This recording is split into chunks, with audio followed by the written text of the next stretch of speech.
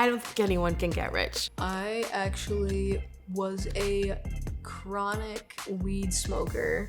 A few $1 million in the bank doesn't mean anything, to be honest with you, to me. I think that a rich, wealthy person is someone who...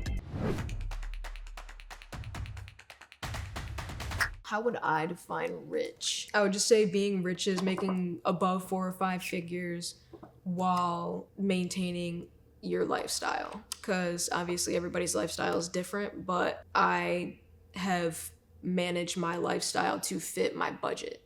So being rich, you wouldn't have to do that. If you would ask me 10 years ago, I would have said, oh, well, that's easy. Rich means you have tons of money, 3 cars and a huge house, and you can have anything you want. And then my life changed, and I started to realize that even though the money went away, but what didn't go away was the friendships and the family connections and all of that. I would define someone is rich as someone who is content. Actually, if you're content, you have what you need and it's enough for you, and you're not constantly looking for more, or you're not worrying about having enough, then you are absolutely rich. I would define rich as being financially free, yes, but also having your health, having your kids come back to your house during the holidays when they're older. If you don't have like your family and your kids around and they don't want to come by, having a few $1 million in the bank doesn't mean anything, to be honest with you, to me. I think rich can encompass different economic levels and positions. If you took someone off of the street and brought them into the home of your average middle class person, they're probably going to think that they're rich to a degree compared to their own existence. But if you take that same middle class person and put them in like Kim Kardashian's house, they're going to say that that person's rich. I think that a rich, wealthy person is someone who doesn't struggle to make ends meet, but also has enough disposable income that they don't necessarily have to account for it at all times.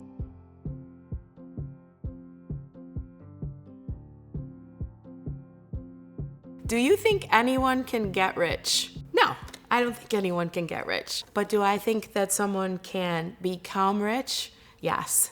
I think there's a difference. Getting rich implies get rich schemes and more money. But becoming rich implies changing the way you think and the way you live and the way changing your whole relationship with you and money. Yes, absolutely. We play by the same set of rules and tax advantages as the millionaires and the billionaires.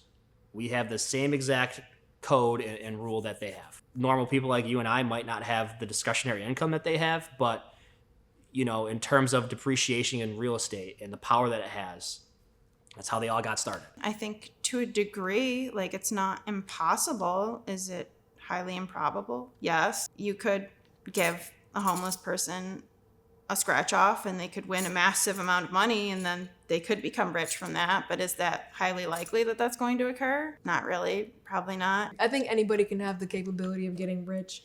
It's just if you have to have the right mindset too. In my mind, I should have the mindset to want to be rich. I just don't. I don't have the mindset to want to be rich. I just want to be okay. I want to have my paycheck, pay my bills, but also have play money after I pay all my bills. That's all I want. But I also want to have what I want when it comes to food, shelter, water.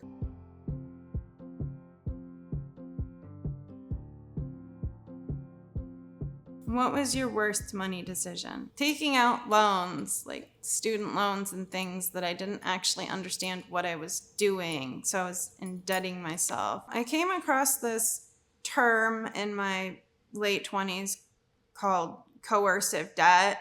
And it's where someone takes on a form of debt at the behest of someone else, coercing them or encouraging them to do so. And when I learned about this term, I realized that this is what happened to me when I was a teenager. I was encouraged by everyone around me, from family members and random adults and counselors, to just go to school, just go get in debt, you'll be fine. You'll get a job, it'll pay it all off, it'll be great.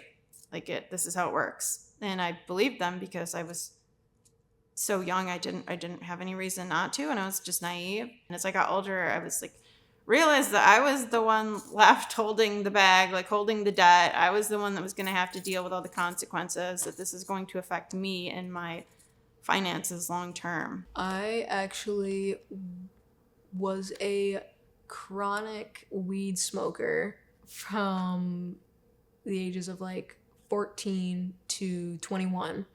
And I just got sober 2 years ago, which was fun and all. But it's not just me, but friends that I was around, acquaintances that I was around, we would waste our money, not just on food, but on weed. When I look back on it, it was definitely like an eye-opener.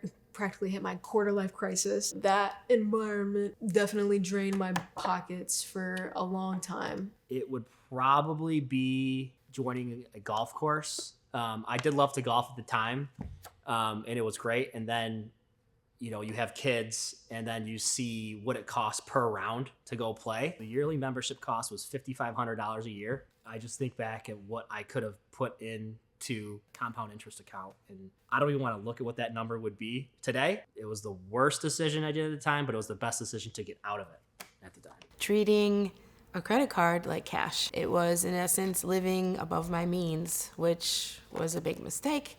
The case in point that stands out the most happened a long time ago, probably 25, 30 years ago. Didn't have a lot, but had enough, and was promised a big bonus. Oh, we're gonna get this big bonus and everybody, and this is how much. And great. So what did I do? I took my credit card and I went out and I spent the amount of the bonus. Well, guess what? Things changed, things happened.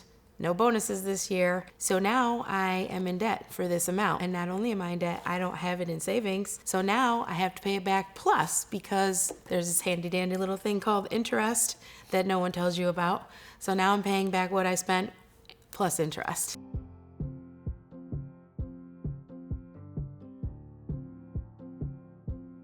What is my guilty pleasure when it comes to spending? I like to cook and I like to grill. Meat is not cheap, but I do like to cook. I have a smoker and I have a Blackstone that I really love to use. So I would say my guilty pleasure is probably buying like really, really good cuts of meat and cooking those up. Food and Legos. I'm definitely a foodie. It takes a lot for me to get home after a day's work and not want to grab Denny's, McDonald's, Burger King, something like that. And same with Legos.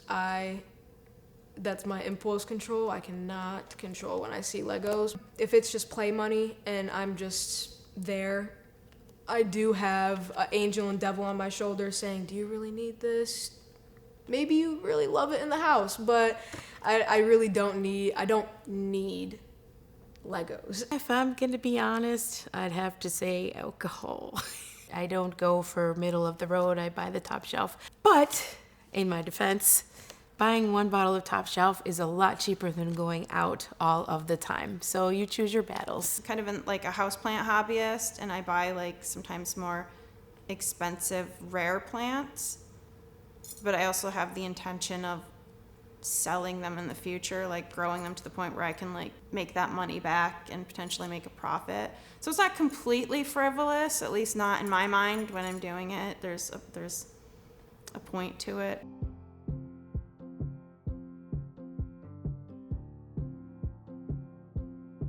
What is the best piece of financial advice you can give? Do your absolute level best to not go into debt. If you can at all help it, just don't do it. Start learning early, start saving early. It all matters. And I honestly did not think it would matter until the age I'm at now, but it definitely does. I took advantage of my high school years and abusing the play money with no bills. And now that I have bills and now that I have responsibilities, it's definitely a handful. Pay yourself first.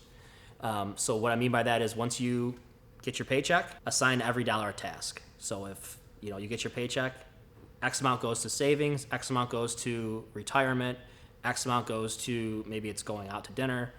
Give every single dollar a task and pay yourself first. That way you're going to avoid all that bad debt and all that credit card debt. My advice would be not to take out loans if you don't need to, and to really understand what that means. I didn't actually understand what that meant, but everyone was telling me it's fine, it'll work out. But I was like, even though I was 18, I wasn't like developed enough cognitively to understand what I was getting myself into, and I did not actually understand what loans like were and how they worked. That's definitely a problem, and that's like one of my regrets, is not actually understanding what I was getting myself into, just because all of the adults around me were basically encouraging me to do so.